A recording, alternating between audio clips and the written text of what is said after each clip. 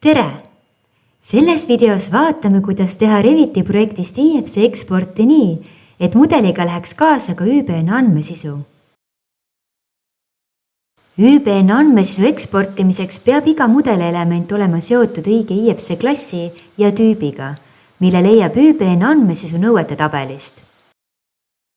Ehitusosad tuleks luua selleks ette nähtud Reviti tööriistadega, kuid kui see pole võimalik, saab elemendi siduda õige IFC tüübiga käsitsi.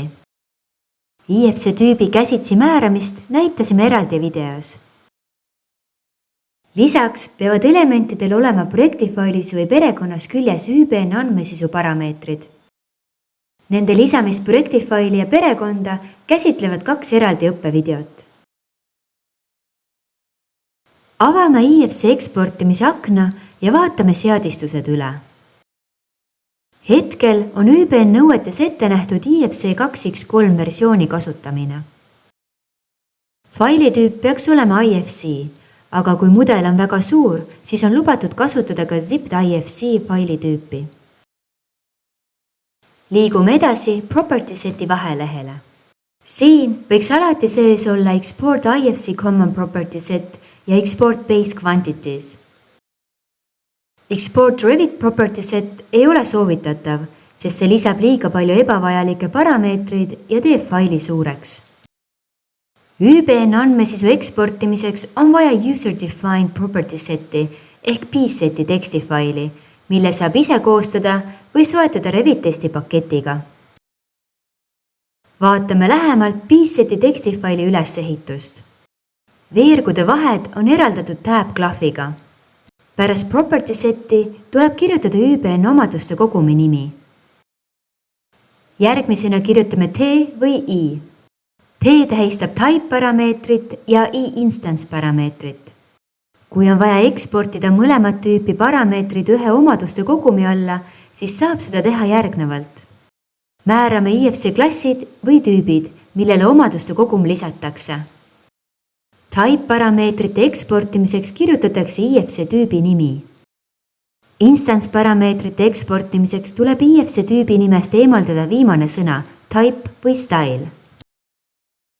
Ehk siis üldine põhimõte on, et type lõpuga eksporditakse type parameetrid ja ilma type lõputa instance parameetrid.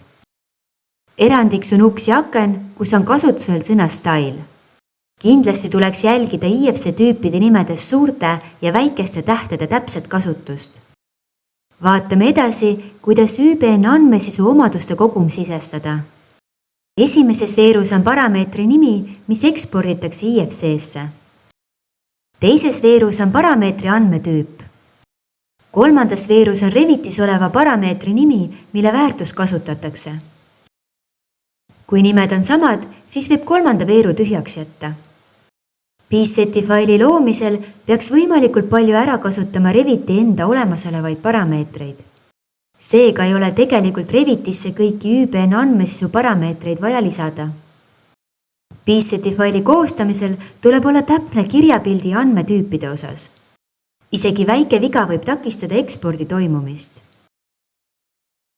IFC-sse eksporditakse ainult väärtustega parameetrid, mistõttu tasub enne eksporti veenduda, et need oleksid täidetud. Lähme tagasi IFC eksportimise seadete juurde ja valime oma PSeti faili, mille abil saavad mudelelemendid ÜBN andmesisu külge. Siin ei ole vaja linnukest lisada, kuna PSeti faili ülesehitus võimaldab erinevat tüüpi parameetrid juba ühe omaduste kogumina eksportida. Advanced vahelehel tuleks juurde valida IFC Guide salvestamine ja georefereeritud mudeli korral ka kõrguslik set-väärtus. Lisaks oleks mõistlik additional contenti alt valida Export Elements Visible in View ja kasutada IFC eksportimiseks eraldi 3D vaadet, kus on peidetud kõik mitte vajalik. Arhitektuurimudeli korral tuleks valida ka Export Rooms, Areas and Spaces. Seejärel saab kõik tehtud IFC eksportimise seadistused salvestada failina. Nii on neid vajadusel mugav ka projektidesse importida.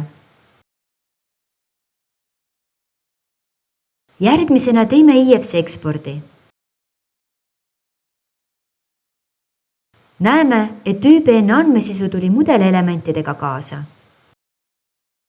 Kokkuvõtteks, ÜBN andmesisu ekspordiks on vajalik, et mudelelementidele on määratud õiged IFC tüübid, lisatud ÜBN andmesisu parameetrid, eksporditavatel parameetritel on väärtus ja piece-seti fail on korrektselt seadistatud.